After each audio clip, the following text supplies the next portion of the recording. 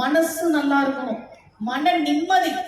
என்ன ஒருத்தன் அவமானப்படுத்திட்டான், அவன் பெரிய அதிகாரத்துல இருக்கான், என்னால அவனை எதிர்த்துக்கிட்டு எதுவும் பண்ண முடியாது, கையறு நிலையில இருக்கிற மனசு துடிக்குது. கடவுள் முன்னாடி போய் நின்று எப்பா அவன் என்ன கஷ்டப்படுத்துறான், நீ பார்த்துக்கோன்னு பொறுப்ப தெய்வத்துக்கிட்ட ஒப்படைக்கும் போது மனசுல ஒரு நிம்மதி வரும்ல, அது முக்கியம். அது இல்லைன்னு வச்சுக்கோங்களேன். ஜெயம் ரவி நடிச்சு ஒரு படம் வந்தது தெரியுமா? ஜோம்பியா எல்லாரும் சுத்திட்டே இருப்பாங்க, இவர் அவரை கிடைக்க அவரை கிடைக்க ஜோம்பியா சுத்திட்டு இருப்பாங்களே. கோவில்னு ஒண்ணு இல்லைன்னா நாமெல்லாம் ஜோம்பியா அடுத்தவங்களை கடிச்சுக்கிட்டு இந்த நாடே ஒரு மார்க்கமா இருந்திருக்கும். அதுக்குதான் கோவில். முதல்ல மன நிம்மதியை கொடுக்கறதுக்கு தான் கோவில். ஆன்மீகம் ஏன் தேவை, ஏன் கோவில் கட்டணும் அப்படின்றதுக்கு நான் பதில் சொல்றேன். இன்னொன்னு தெரிஞ்சுக்கங்க, நம்முடைய வழிபாடுகள் எல்லாத்துலயுமே ஒரு அர்த்தம் இருக்கு, எல்லாத்துக்கும் ஒரு காரணம் இருக்கு. ஜப்பான் நாட்டை சேர்ந்த ஒரு மருத்துவர், அவர் பேரு யோசிநேரி ஒசூமி. சொல்லுங்க. நான் கல்லூரியில தமிழ் பேராசிரியா வேலை பார்த்தேன், அதனால அப்பப்ப பாடம் நடத்திட்டு சொல்லுங்க அப்படின்னு அது மாதிரி உங்கள்கிட்ட கேள்வி கேட்கிறேன். அவர் பேரு யோசிநேரி ஒசூமி, ஜப்பான் நாட்டை சேர்ந்த மருத்துவர். அவருக்கு நோபல் பரிசு கொடுத்திருக்கிறாங்க. எதுக்கு கொடுத்தாங்க தெரியுமா? அவர் ஒரு ஆராய்ச்சி பண்ணி ஒரு விஷயம் கண்டுபிடிச்சிருக்கிறார். ஒரு மனுஷன் 24 மணி நேரம் சாப்பிடாம இருந்தா அவன் உடம்புல இருக்கக்கூடிய கெட்ட செல்கள் எல்லாம் இறந்து போய், முக்கியமா நோய்களை உருவாக்கக்கூடிய செல்கள், கேன்சர் போன்ற நோய்களை உருவாக்கக்கூடிய செல்கள் எல்லாம் இறந்து போய் அவனுடைய ஆயுள் அதிகரிக்கும் கண்டுபிடிச்சிருக்கிறார். அதுக்குதான் அவருக்கு நோபல் பரிசு யோசிநேரி ஒசூமிக்கு. பெரியோர்களே, இதைத்தான் நம்முடைய ஆன்மீகம் விரதம்னு வச்சிருக்காங்க. நம்ம ஆன்மீகத்துல விரதம்னு அதுக்குதான் வச்சாங்க. சதுர்த்திக்கு விரதம் இரு, பிரதோஷத்துக்கு விரதம் இரு, சஷ்டிக்கு விரதம் இரு, ஏகாதசி விரதம் இரு. நம்ம முன்னோர்கள் நமக்கு சொன்னதை நாம கடைபிடிக்கல. ஜப்பான் நாட்டை சேர்ந்த ஒருத்தர் ஆராய்ச்சி பண்ணி நோபல் பரிசு வாங்கியிருக்கிறார். அப்ப ஆன்மீகத்துல சொல்லப்பட்டிருக்கிற ஒவ்வொரு விஷயத்துக்கும் ஒரு காரணம் இருக்கு. ஏன் ஆன்மீகம் தேவைன்னு சொல்றேன், நான் சொல்லல, இந்த கதை உத்தவ கீதையில வருது. மகாபாரதம் முடிந்த பிறகு உத்தவன் கிருஷ்ணரிடம் நிறைய கேள்விகளை கேட்கிறார்.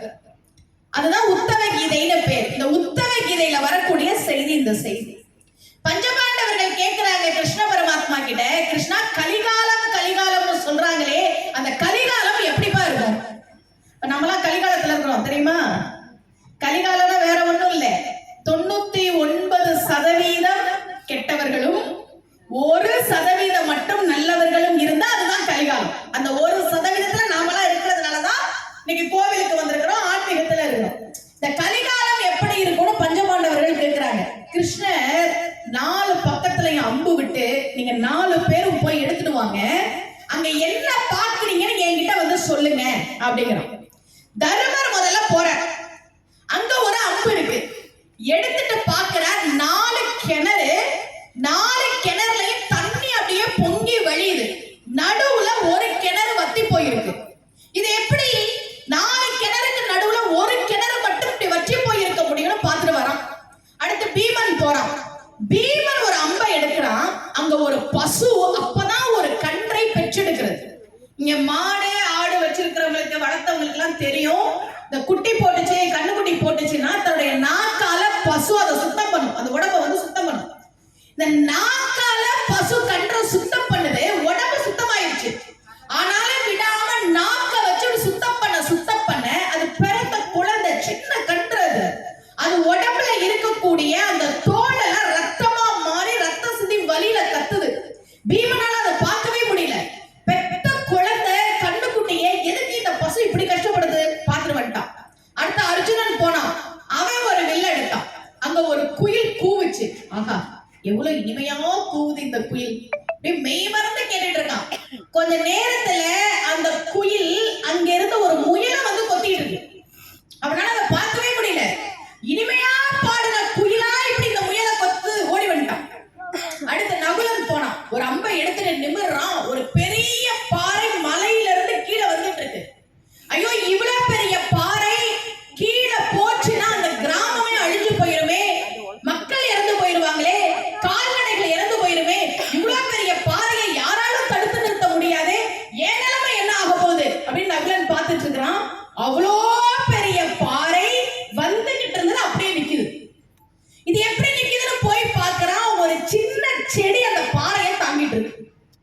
இந்த சின்ன செடி எப்படி இந்த பாறையை தாங்குச்சுன்னு அவளுக்கு புரியல.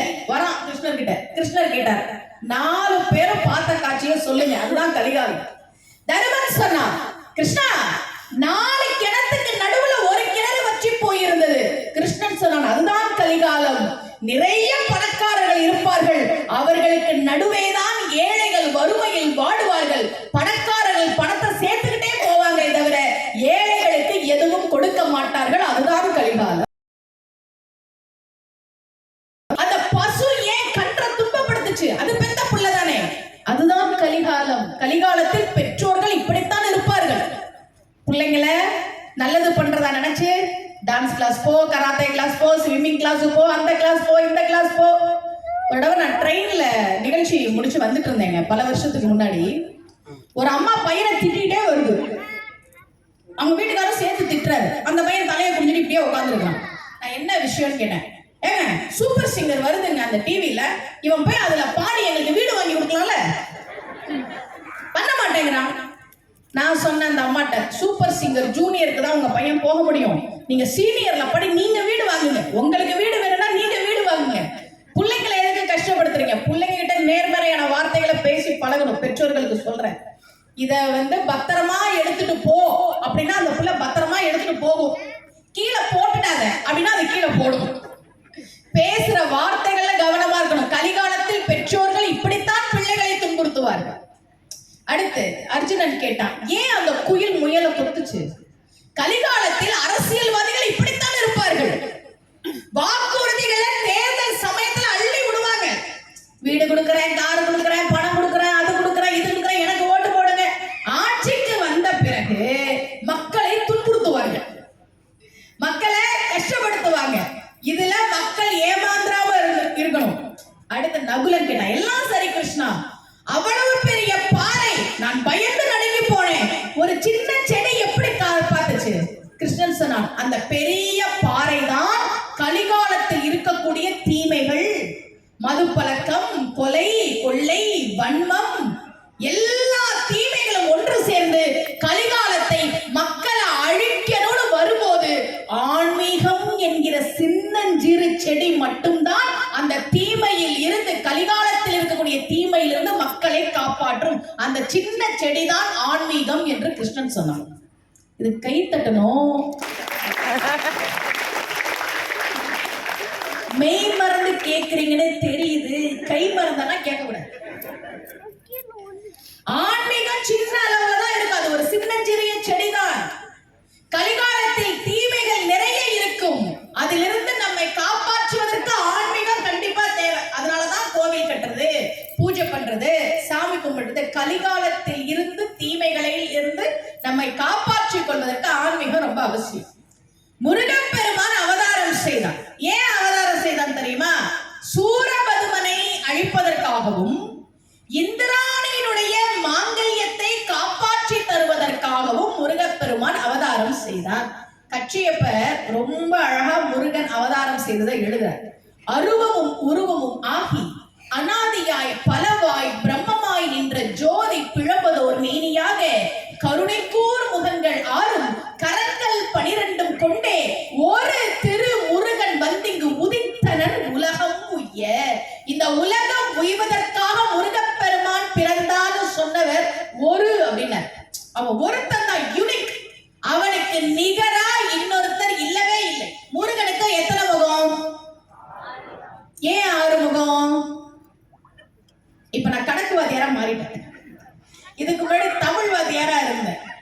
ஒரு பேச்சாளர் மேடையில பேசும்போது கேட்டாராம், சின்ன பிள்ளைங்களா இருக்கும்போது ஒரு கணக்கு கேட்போமே அப்படின்னு. 1000 கிலோ 1 டன்.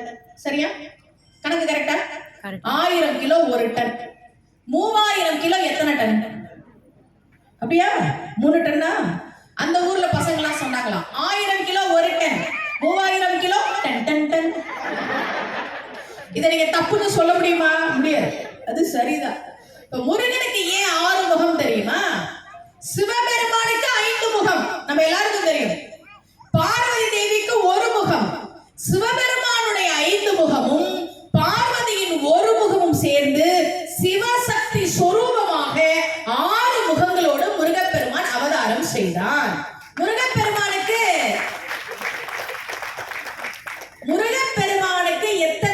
கை? 12 கை. எத்தனை காலு? 12 கை இருந்தா 12 கால் தானே இருக்கணும். ஏன் முருகன் 2 கால் வச்சுக்கிட்டான் தெரியுமா? அவன் எப்பேற்பட்ட தெய்வம் தெரியுமா? அவன் பார்த்தான், ஒருவேளை முருகனுக்கு 12 கால் இருந்தா என்ன நடந்திருக்கும் நான் சொல்றேன், கேக்குறீங்களாக்கா? ஒருவேளை முருகனுக்கு 12 கால் இருந்திருக்குன்னா என்ன நடந்திருக்கும் தெரியுமா? கல்யாணம் ஆகணுமா முதல் காலுக்கு பரிகாரம், குழந்தை பிறக்கணுமா 2வது காலுக்கு பரிகாரம், வேலை கிடைக்கணுமா 3வது காலுக்கு பரிகாரம், ப்ரமோஷன் கிடைக்கணுமா 4வது காலுக்கு பரிகாரம். நம்ம ஊர்ல தொடங்கிருப்பாங்க. ஒருத்தன் வேகமா ஓடி வந்து முதல் காலை கட்டி பிடிச்சு, முருகா முருகா கல்யாணம் ஆயிடுச்சு, இன்னும் குழந்தை பிறக்கல, கருணை பண்ணு. யோ, இது வந்து கல்யாணம் ஆகுறதுக்கு பிடிக்க வேண்டிய காலு, நீ கல்யாணம் ஆனவே பிடிச்சிட்ட. ஐயோ, இப்ப என்ன பண்றது? விடு, தோஷை கழிக்கிறதுக்கு ஒரு பரிகாரம் பண்ணிடுவோம் அப்படிலாம் ஆரம்பிச்சிருப்போம். முருகன் பார்த்தான், அவன் கஷ்டத்துல நம்ம காலை பிடிக்க வரான். எந்த காலை பிடிச்சுக்கிறது குழம்பிடுவான். வேணாம், காலை 2ஆ வச்சுக்குவோம். இருக்கிற 2 காலை அவன் பிடிச்சுக்கிட்டோம். 2 காலை பிடிச்சவனுக்கு 2 கையால இல்ல 12 கையால இந்தா வச்சுக்கோ என்று கொடுக்கக்கூடிய முருகன் தெய்வ வள்ளல் நம்முடைய முருகப்பெருமான். நம்ம 2 காலை தான் பிடிக்கிறோம். ஆனா அவன் மனசுக்கு 2 கையில கொடுத்தா பத்தாது, 12 கையில இந்தா வச்சுக்கோன்னு கொடுக்கக்கூடிய தெய்வம் தான் முருகப்பெருமான். இன்னொன்னு, முருகனுடைய கால் சின்னதா இருக்கான், சின்னதா இருக்கான், கை பெருசா இருக்கான். இதெல்லாம் உங்களுக்கு எப்படிமா தெரியும் அப்படின்னு கேக்குறீங்களா? நான் சொல்லல, முருகனே சொல்றான். முருகனே அருணகிரியார் கிட்ட சொல்றான். இந்த திருப்புகள், இப்ப நான் சொல்ல போற திருப்புகள் முருகனே பாடின திருப்புகள். அருணகிரியார் சொல்றான், பக்கரை சித்திரமணி பொற்கலனை இட்ட நடை பற்றி என்னும் முக்கிர திரகமும் நீவ பக்குவ மலத்தொடையும் அக்குவடு வட்டொழிய பட்டுருவ விட்டல் கைவடி வேலும் திக்கது மதிக்கவர் குக்குடமும் ரட்சை தரிசி சடையும் முற்றிய பன்னிரு தோளும். இது முருகனே பாடின திருப்புகள். அருணகிரியார் கிட்ட எதெல்லாம் வச்சு திருப்புகள் பாடணும்னு சொல்லும் போது சொல்றான், என்னுடைய சின்ன பாதத்தையும் பெரிய கையையும் வச்சு பாடு. அப்ப ஏன் முருகன் காலை சின்னதா வச்சுக்கிட்டா தெரியுமா? குழந்தைகளும் பிடிக்கிறதுக்கு வசதியா இருக்கணும், நோயில கை நடுங்கிட்டு இருக்கிறவங்களும் பிடிக்கிறதுக்கு வசதியா இருக்கணும், முதுமை வந்து உடம்பு சுருங்கி போனவங்க பிடிக்கிறதுக்கு வசதியா இருக்கணும், எல்லாரும் பிடிக்கிறதுக்கு வசதியா இருக்கணும்னு அந்த காலை சின்னதா வச்சுக்கிட்டான். ஆனா பெருசா கொடுக்கணும்ன்றதுக்காக கைய பெருசா வச்சுக்கிட்டான். அவன் கால் சின்ன கால், கை பெரிய கை. நாம் கேட்டதை விட அதிகமாக கொடுக்கக்கூடிய தெய்வம் முருகப்பெருமான். ஒன்னே ஒண்ணு, நம்பிக்கை. கொடுப்பானா மாட்டானா, வருவானா வரமாட்டானா, நானும் பாத யாத்திரை போறேன், பால் காவடி எடுக்கிறேன், அபிஷேகம் பண்றேன், ஒன்னும் நடக்க மாட்டேன், இப்படி எல்லாம் இல்லை. எனக்கு அவன் கொடுப்பான் அப்படின்னு நம்புனா அது நடக்கும். நம்முடைய தெய்வங்கள் எல்லாமே அப்படித்தான். சிவபெருமான்லாம் எப்பேற்பட்ட தெய்வம், எப்பேற்பட்ட தெய்வம் சிவபெருமான. நம்ம சைவ சமயத்துக்கு என்ன தெரியுமா சிறப்பு? நம்முடைய மதத்துக்கு என்ன தெரியுமா சிறப்பு? சிவபெருமான நீங்க திட்டலாம், திட்டிருக்கிறாங்க, அடிக்கலாம், அடிச்சிருக்கிறாங்க, ஒருத்தர்லாம் இல்ல, ஒருத்தர்லாம் இல்ல. பாண்டிய மன்னன் பிரம்பால அடிச்சான், கண்ணப்ப நாயனார் செருப்பு கால வச்சாரு, அர்ஜுனன் வில்லால அடிச்சான், சாக்கிய நாயனார் கல்லால அடிச்சாரு, எல்லாத்தையும் வாங்கிட்டான். சிவ பரம்பொருள். நம்மலாம் சிவனுக்கு எதுலெல்லாம் அர்ச்சனை பண்ணுவோம்? வில்வம், அருகம்புல்லு, பூவு எல்லாம் போட்டு அர்ச்சனை பண்ணுவோம்ல. சாக்கிய நாயனார் ஒருத்தர் கல்லை எடுத்து எடுத்து போட்டு அர்ச்சனை பண்ண, டெய்லி ஒரு கல் எடுத்து போடுவார். தெய்வம் வாங்கிக்கிச்சு, சிவபெருமான் வாங்கி கொண்டார். ஒரு நாள் சாக்கிய நாயனார் அவரை மறந்து போயிட்டு இருக்கிறார். சிவபெருமான் கூப்பிட்டார, சாக்கியா இன்னைக்கு ஏன் என்ன கல்லால அடிக்காம போற, அடிச்சுட்டு போகணும். அப்பா அவன் பாட்டுக்கு போறான்ப்பா, தப்புச்சோன்னு நினைக்கல. அந்த தெய்வம் அது எப்பேற்பட்ட தெய்வம்? சிவவாக்கியார் பாடின மண்பானை இருக்குல்ல, மண்கலம் கவிழ்ந்தால் அடுக்கி அடுக்கி வைப்பார். மண்பானை கீழே உளுந்துச்சுன்னா ஐயோ பானை உளுந்துருச்சுன்னு எடுத்து எடுத்து அடுக்கி வைப்பாங்களாம். வெண்கலம் கவிழ்ந்தால் வேணும் என்று பேசுவார். அது வெண்கல பானையா இருந்தா ஐயோ பானை கீழே உளுந்துருச்சு, இதை பத்திரமா எடுத்து வைக்கணும்னு எடுத்து வைப்பாங்க. நம் கலம் கவிழ்ந்தால் நாரும். மண்பானை இருக்குல்ல, அது கீழே விழுந்தா அடுக்கி வைப்பாங்க, வெண்கல பானைய பத்திரமா வைப்பாங்க. நம்ம உடம்பு கீழே விழுந்தா நாரும். நீங்க உயிரோட இருக்கும்போது பேருக்கு முன்னாடி என்ன வேணா போட்டுக்கலாம், மதிப்பு மிகு உயர் திரு, என்ன வேணா போட்டுக்கலாம். இறந்துட்டோம்னு வச்சுக்கோங்களேன், ஒரே பேர் தான் எல்லாருக்கும். பாடி எப்ப எடுப்பாங்க? திருவாளர், திருமிகு, சொல்லரசி அப்படிலாம் கிடையாது. இந்த பாடி எப்ப எடுப்பாங்க? ஒரே பேர் தான், பிணம், அவ்வளவுதான். எப்பா மண்பானைக்கும் வெண்கல பானைக்கும் இருக்கிற சிறப்பு எனக்கு கிடையாது. நான் கீழே விழுந்தா உடம்பு நாரும். அந்த நம் களத்துள் வந்து நின்றாயே சிவபெருமானே, உனக்கு எத்தனை கருணை சிவவாக்கியார் பண்ணாரப்பா. அந்த நாரை போற உடம்புக்குள்ள வந்து நீ இருக்கிறியப்பா. கார்த்திகை தீபம் வரப்போகுது. நான் ஒவ்வொரு வருஷமும் எனக்கு கடவுள் கொடுத்திருக்கக்கூடிய பாக்கியம், மீனாட்சி திருக்கல்யாணத்தையும், திருச்செந்தூர் சூரசம்ஹாரத்தையும், திருவண்ணாமலை கார்த்திகை தீபத்தையும், வைகுண்ட ஏகாதசி சொர்க்கவாசல் திறப்பையும், எல்லா ஆன்மீக நிகழ்வையும் ஒரு 13 வருடங்களாக தொலைக்காட்சியில நேர்முக வர்ணனை பண்றேன். அந்த ஒரு பாக்கியத்தை கடவுள் எனக்கு கொடுத்திருக்கிறார். இந்த வருஷமும் திருவண்ணாமலை கார்த்திகை தீபம் புதிய தலைமுறை சேனல்ல நேர்முக வர்ணனை பண்ண போறேன். இப்ப திருவண்ணாமலை கார்த்திகை தீபத்தோட கதை என்ன? பிரம்மன் சிவபெருமானுடைய முடியை தேடி போனார், திருமால் சிவபெருமானுடைய அடியை தேடி போனார். பார்க்க முடியல, தானே கதை. நம்ம சிற்றறிவுக்கு ஏத்த மாதிரி அப்போ வந்து திருமாலுக்கு சக்தி இல்ல, திருமால் தோத்துட்டார் அப்படியெல்லாம் நம்ம சொல்லக்கூடாது. தெய்வங்கள் நமக்கு சில பாடங்களை நிகழ்த்துவதற்காக செய்த திருவிளையாடல். ஒண்ணும் இல்ல, பிரம்மன் யாருன்னா கல்வி கடவுள், சரஸ்வதியினுடைய கணவன், சரஸ்வதிக்கு துணை. திருமால் யாருன்னா செல்வத்துக்கு அதிபதியான மகாலட்சுமிக்கு துணையாக இருப்பவர். என்ன தெரியுமா சொல்ற? என்ன தெரியுமா சொல்ற? கல்வி செருக்காலும் செல்வ செருக்காலும் நீங்கள் ஒருபோதும் இறைவனை காணவே முடியாது. பக்தியால் மட்டும்தான் சிவபெருமானை காண முடியும். இதுதான் கார்த்திகை வந்து நமக்கு சொல்லக்கூடிய செய்தி. ஆனா மதுரையை பத்தி நான் பல மேடைகள்ல பேசிருக்கேன். மதுரையை பத்தி பல மேடைகள்ல பேசிருக்கேன். மதுரையை பார்க்காதவன் மாப்பாவி. நாங்க மலேசியால இருக்கிறவங்களாம் ஒரு முறை வந்து பார்த்துருங்க. அப்போ ஒவ்வொரு முறையும் பாவம் பண்ணிட்டு மதுரையை வந்து பார்த்துட்டா நான் பண்ண பாவங்களா போயிடுமா? அப்படி கிடையாது. ஏன் மதுரையை பார்க்காதவன் மாப்பாவினாங்கன்னா, எவ்வளவுதான் தீமை செய்திருந்தாலும் மதுரை மண்ணை மிதிச்சிட்டா சொக்கநாதருடைய அருளால், மீனாட்சியினுடைய அருளால் அந்த கர்ம வினைகள் நீங்கும்ன்றதுக்காக சொன்னாங்க. பரஞ்சோதியார் பாடினார், ஐய வெண்ணுரை வரம்பினாகுமோ அடிய உய்ய மாமணி வரிவலி விறகு வச்சு உழன்றோன் பொய்யில் வேதமும் சுமந்திட பொறாதகன் அரற்றும் செய்ய தாழ் மலர் சுமந்திட தவம் செய்யும் தெருக்கண்ணர். இந்த மதுரை மண்ணில் தான் எங்கள் சிவபெருமான் வளையல் விற்றார். இந்த மதுரை மண்ணில் தான் எங்கள் சிவபெருமான் விறகு விற்றார். இந்த மதுரை மண்ணில் தான் அவர் பிரம்படிப்பட்டார், பிட்டுக்கு மண் சுமந்தார். இந்த தெரு என்ன தவம் பண்ணுச்சுனர்? இந்த மதுரைக்கு என்ன சிறப்பு தெரியுமா? சிவபெருமான் பிட்டுக்கு மண் சுமந்தாரா? பிட்டுக்கு மண் சுமந்தாரா மதுரையில? அந்த கதை தெரியுமா? அடுத்த வருடம் நான் சொற்பொழிவுக்கு வரும்போது இதெல்லாம் உங்களுக்கு விளக்கமா சொல்றேன். சரியா? அட்வான்ஸ் புக்கிங் பண்ணி வச்சிட்டேன். அப்புறம் நாங்களே எப்படிதான் பொழைக்கிறது. சிவபெருமான் பிட்டுக்கு மண் சுமந்தார், நடந்தார். அந்த மண்ணு சிவபெருமான் தலையில இருந்த மண்ணு அவர் தலைய பார்த்துச்சான், முடிய பார்த்துச்சான். நடந்தார், அந்த மண்ணு அவர் அடிய பார்த்துச்சான். பெரியோர்களே, பிரம்மனுக்கும் திருமாலுக்கும் அடிமுடி பார்க்கிற பாக்கியம் கிடைக்கவில்லை. மதுரை மண்ணுக்குத்தான் சிவபெருமானுடைய முடியையும் அடியையும் பார்க்கிற பாக்கியம் கிடைச்சது. அந்த திருவண்ணாமலை கோயில்ல தலையெழுத்தை மாற்றும் தமிழ் கடவுள்னு பேசுனா திருவண்ணாமலையை பத்தி தான் பேசணும். ஏன்னா அருணகிரியாருக்கு முருகப்பெருமான் அங்கேதான் அருள் செய்தார். திருவண்ணாமலையெல்லாம் நீங்க தமிழ்நாட்டுக்கு வரும்போது வந்து பாருங்க, வந்திருப்பீங்க நிறைய பேரு, இருந்தாலும் நான் சொல்றேன். உண்ணாமுலை உமையாளோடு உடனாகிய ஒருவன் பெண்ணாகிய பெருமான்மலை திருமாமணி திகழ மண்ணார்த்தன அருவி திரள் மழலை முழவதிலும் அண்ணாமலை தொழுவார்வினை வடுவா வண்ணம் வருமேனர்.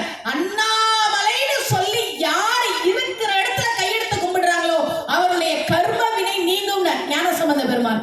இந்த திருவண்ணாமலையில தான் கோபுர உச்சியிலிருந்து அருணகிரிநாதர் தற்கொலை பண்ணிக்கிறதுக்காக கீழே விழுகிறார். அருணகிரியார் வாழ்க்கையில முருகப்பெருமான் நிகழ்த்திய அற்புதங்கள் ஏராளம் ஏராளம். கீழே விழுந்தவர் ஒரு வார்த்தை சொல்லிட்டார், முருகான்னு சொல்லிட்டார். அவன் எப்பவுமே மயிலோட தயாரா இருப்பான். அவனுக்கு வேலையே என்னன்னா, யாராவது நம்மளை கூப்பிடுவாங்க. அவனுக்கு வந்து இந்த டைம் டேபிள் எல்லாம் கிடையாது. 7 to 11 இந்த ஊர்ல ஒரு கடை இருக்குல்ல, 7 மணிக்கு ஆரம்பிச்சு 11 மணிக்கு மூடுற கடனாங்க. அவனுக்கு அதெல்லாம் கிடையாது. 24x7 மயிலோட உட்கார்ந்துட்டு இருப்பான். நீங்க கூப்பிட்டாலும் வருவான், நான் கூப்பிட்டாலும் வருவான். ஒண்ணு கடவுள் நேர்ல காட்சி கொடுக்கிற அளவுக்கு நமக்கு தகுதி இல்லை. அதை புரிஞ்சுக்கணும். யாரோ ஒருவர் மூலமாக நிச்சயமாக முருகப்பெருமான் அருள் செய்வார். அவன் எப்படி மயில் எடுத்துட்டு வர்றான்றதே அருணகிரி ஏற்பாடு. ஏன்னா இவர் தானே பார்த்தாரு. திருவண்ணாமலை கோபுர உச்சியில இருந்து உழுவுற முருகாங்கிற இவன் மயிலோட வந்துட்டான். அதை பார்த்தார் அருணகிரி. எப்படி வந்தான் தெரியுமா? மயிலோட சந்தான புஷ்ப பரிமள கிண்கிணி முக சர்ண அமிர்த பிரபா சந்திரசேகர மூஷிகாருட வெகுமோக சத்தியப்பிரிய ஆலிங்கன சிந்தாமணி கலசக்கர கடக போல திரியம்பக விநாயகன் முதல் சிவனை வலம் வரும் அளவில் உலகடைய நொடியில் வரும் சித்திரக்கலாப மயிலாம் மந்தாகினி பிரப வதரங்க விதரங்க வனசுரதே கிருத்திகா வரப்புத்திர ராஜீவ பரியங்க தந்திய வராசரன் குலிசாயுதத்து இந்திராணி மங்கிலிய தந்து ரக்ஷாபரண இகழ்வேல் வினோதருக்குர் இமயகிரி குமரி மகன் ஏறு நீல கிரீவ ரத்ன கலாப மயிலேன. அப்படி மயில் எடுத்துட்டு வந்தானா முருகன். காப்பாத்தினா அருணகிரியார காப்பாத்தினா. பாடுன்னா இவர் சொன்னா, நான் என்ன சாமி பாடுறது? எனக்கு புலமை கிடையாது, கவிதை தெரியாது, அறிவு கிடையாது, நான் என்ன சாமி பாடுறது?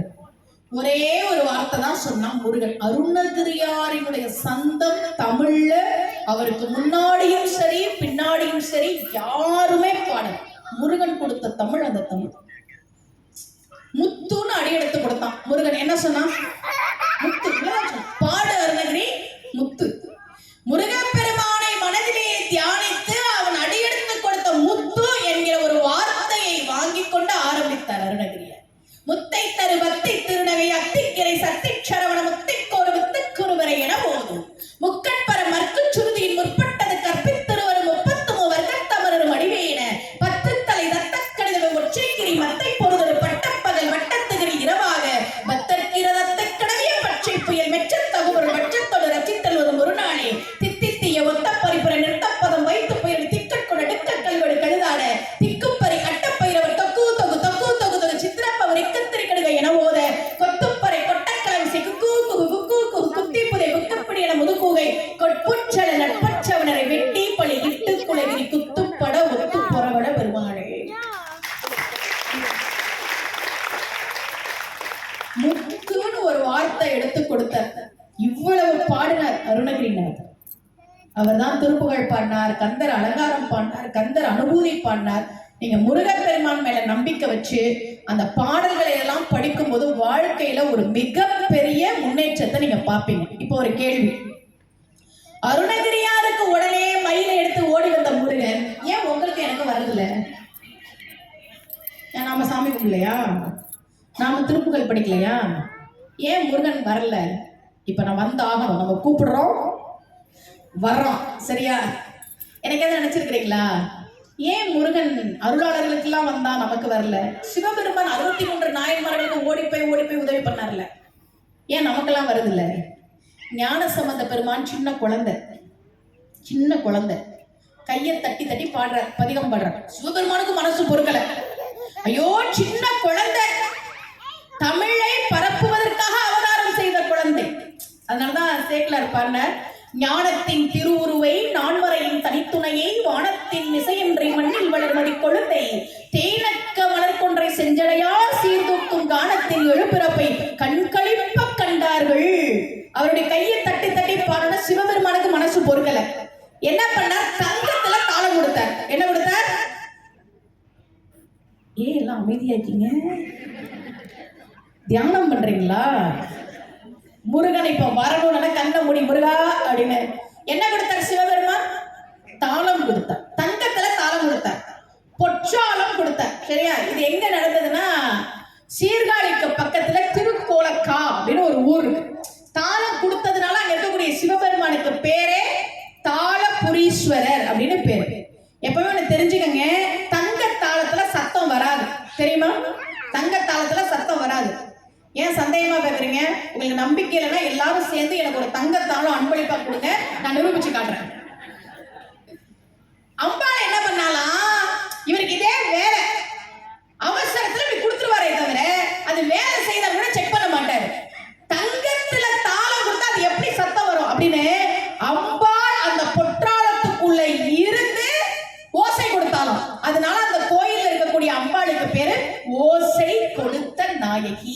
தாளம் கொடுத்தார் சிவபெருமான், அதனால அவருக்கு பேரு தாளபுரீஸ்வரர்.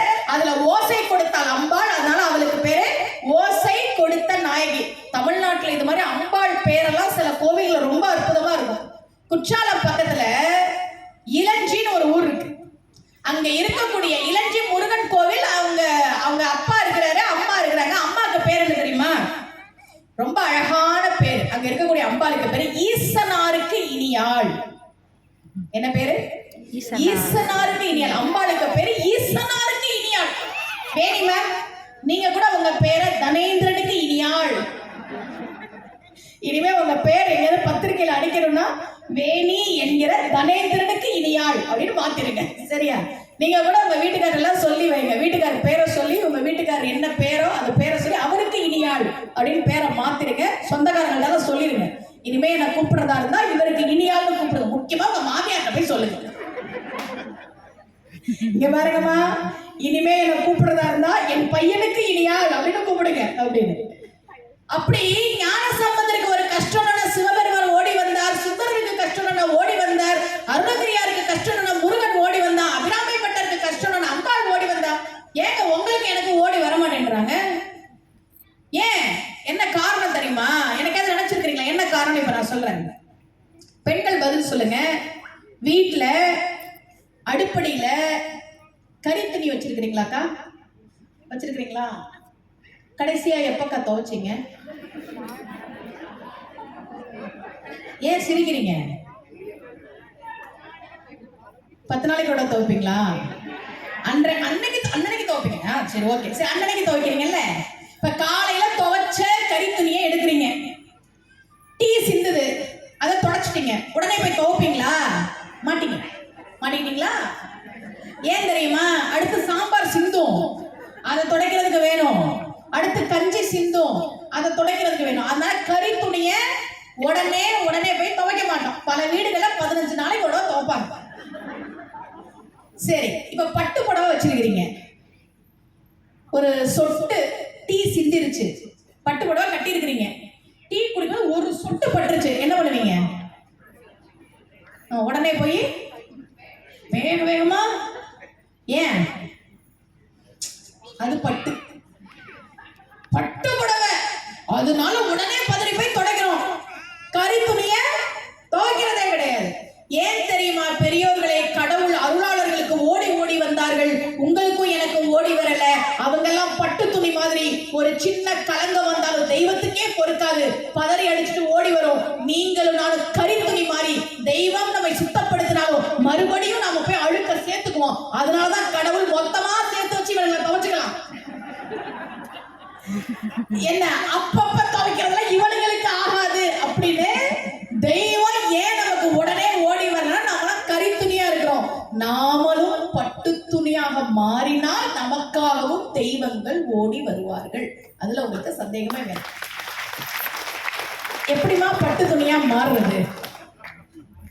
அதுக்குதான் இந்த மாதிரி ஆன்மீக சொற்பொழிவு, அதுக்குதான் இப்படி கோவில் கட்டுறது, அதுக்குதான் இந்த வழிபாடு. எல்லாருமே கறி துணி தான், மனிதர்கள் எல்லாருமே. நாம பட்டு துணியா மாறணும், இறைவன் நமக்காக ஓடி வரணும், இறைவன் நமக்காக காத்திருக்கணும் அப்படின்னா நாம பட்டு துணியா மாறணும். அதுக்குதான் இந்த ஆன்மீக சொற்பொழிவுலாம் ஏற்பாடு பண்றாங்க. அதே கந்தபுராணம் தானே, அதே ராமாயணம் தானே, அதே மகாபாரதம் தானே. ஏன் திரும்ப பேசுறோம்னா, கேட்க நமக்குள்ள இருக்கக்கூடிய தீய குணங்கள் குறைஞ்சு நல்ல குணங்கள் அதிகரிக்கும். அவ்வளவுதான். சூரபத்மன் எங்க இருக்கான் தெரியுமா? நான் உங்களுக்கு ரகசியம் சொல்றேன். நான் ரகசியத்தெல்லாம் மைக்ல தான் சொல்லுவேன். சூரபத்மன் எங்க இருக்கான்னு சொல்றேன். இன்னைக்கு நைட்டே நீங்க அவனை பாக்குறீங்க. சரியா? அட்ரஸ் சொல்லவா? பேப்பர் பேன் இருந்தா நோட் பண்ணிக்கிறீங்களா? இல்ல செல்போன்ல கூட நோட் பண்ணி வச்சுக்கோங்க. இன்னைக்கு நீங்க பார்த்தே ஆகுறீங்க சூரபத்மன். அடுத்து எந்தெந்த அசுரனை பார்க்கணும்னு சொல்லுங்க, நான் அட்ரஸ் கொடுக்குறேன். ராவணன் பார்க்கணுமா, கம்சனை பார்க்கணுமா, எல்லாத்தையும் பார்த்துடலாம். உங்க வீட்டு கண்ணாடியில போய் பாருங்க. உங்க வீட்டு கண்ணாடியில போய் பாருங்க. நாம தான் கூனி, நாம தான் சகுனி, நாம தான் ராவணன், நாம தான் சூரபத்மன். ஏன் இந்த மாதிரி ஆன்மீக சொற்பொழிவை ஏற்பாடு பண்றாங்க தெரியுமா? ஒரு மனுஷனுக்குள்ள அசுர குணமும் இருக்கு, தேவ குணமும் இருக்கு. எனக்கு கோபம் வராது நீங்க நினைக்கிறீங்களா? ஏதோ ஆன்மீகம் பேசுறதுனால நினைச்சிடாதீங்க. எனக்கு மட்டும் கோபம் வந்துச்சு, எனக்கு கோபம் வரும், எல்லாருக்கும் வரும். எல்லா தீய குணங்களும் கொண்டவர்கள் தான் நீங்களும் நானும். எல்லாருக்குள்ளேயும் அசுர குணம் இருக்கு, எல்லாருக்குள்ளேயும் தேவ குணம் இருக்கு. அசுர குணம் தலையெடுக்கிற போது இந்த சமூகம் நல்லா இருக்காது. தேவ குணம் தலையெடுக்கிற போது நீங்களும் நல்லா இருப்பீங்க, நானும் நல்லா இருப்பேன், இந்த சமூகமும் நல்லா இருக்கும். அதனாலதான் நமக்குள்ளே இருக்கிற நல்ல குணங்களை அதிகப்படுத்துறதுக்கு தான் கோவில். அதுக்குதான் இந்த ஆன்மீக சொற்பொழிவு. ஒருத்தன் அறையணும் போல இருக்கும், அப்ப இல்ல நீ கர்ம வினையே சேர்த்துக்காத. ஆனா மன்னிக்கலாம் நான் சொல்ல மாட்டேன், அதெல்லாம் ரொம்ப கஷ்டம். நம்மளை இவர் திட்டுவாராம், நான் உன்னை மன்னித்து விட்டேன், மனசால கூட சொல்ல முடியாதுங்க, கண்டிப்பா சொல்ல முடியாது. ஆனா முடிஞ்ச வரைக்கும் அமைதியாது. அவரவர் செய்த வினையை அவரவர் அனுபவித்தே தீர்வார்கள். உங்களுக்கு அதுல சந்தேகமே வேணாம். உங்களை யாராவது கஷ்டப்படுத்தினா, என் சொத்தை ஏமாத்தி வாங்கிட்டாங்கம்மா, என் மேல வீண் பழி போட்டுட்டாங்கம்மா, முக்கியமா பெண்கள், நான் என்னோட திறமையால ஆபீஸ்ல வேலை செஞ்சு முன்னுக்கு வரேன், என் திறமையால நான் கஷ்டப்பட்ட வேலை செஞ்சு ப்ரமோஷன் வாங்குறேன், எல்லாரும் கூடி சேர்ந்து என்னை பத்தி தப்பா பேசுறாங்கம்மா, நல்ல ஞாபகத்துல வச்சுக்கோங்க, அவரவர் செய்த வினையை அவரவர் அனுபவித்தே தீருவார்கள். உங்களுக்கு சந்தேகமே வேணாம்.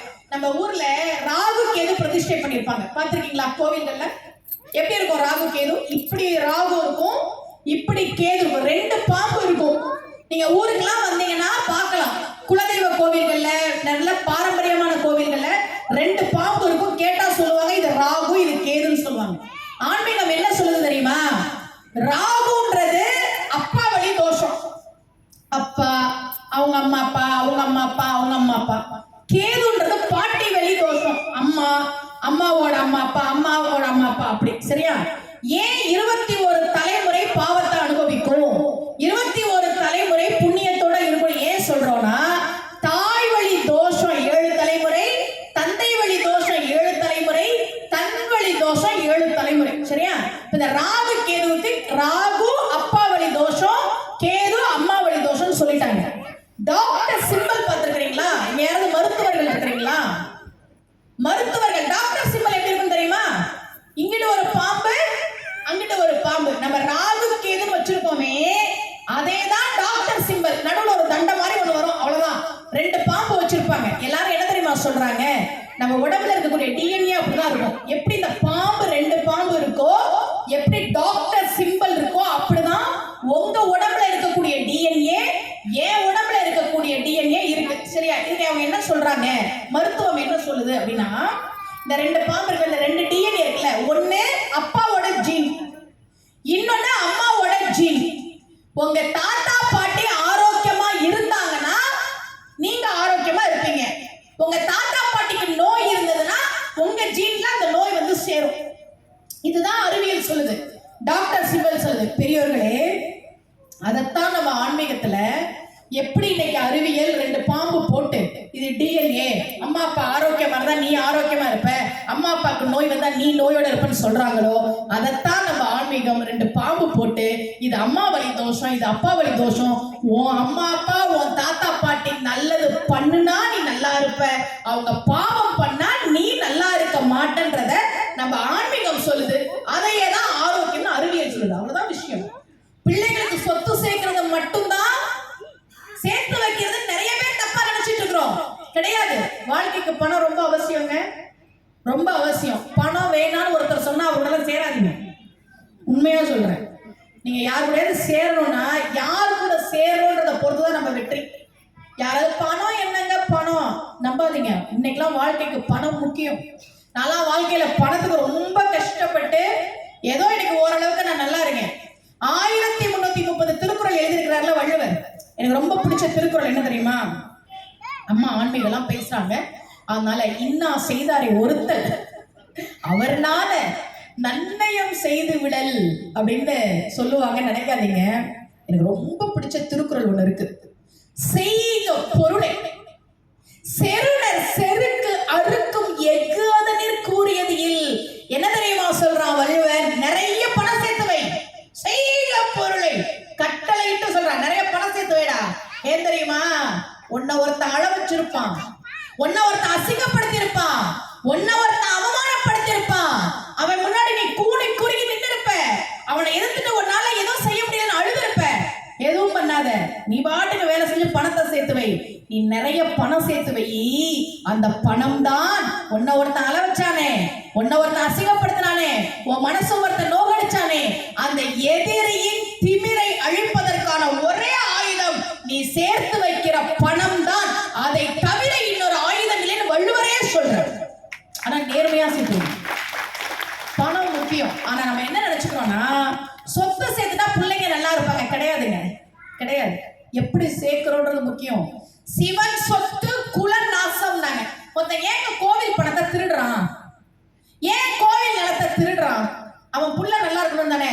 நல்ல ஞாபகத்துல வச்சுக்கோங்க, அடுத்தவங்களை ஏமாத்தி, அது அடுத்தவனோ கோவிலோ எதாவதுனா இருக்கட்டும், அடுத்தவனை ஏமாத்தி ஒருத்தன் பணம் சேர்க்கிறான்ல, எதுக்கு சேர்க்கிறான்? பிள்ளைங்களுக்கு. அதை அனுபவிக்கிறதுக்கு பிள்ளைங்க இருக்காது. உண்மை. நான் நிறைய குடும்பத்தை பார்த்திருக்கேன்.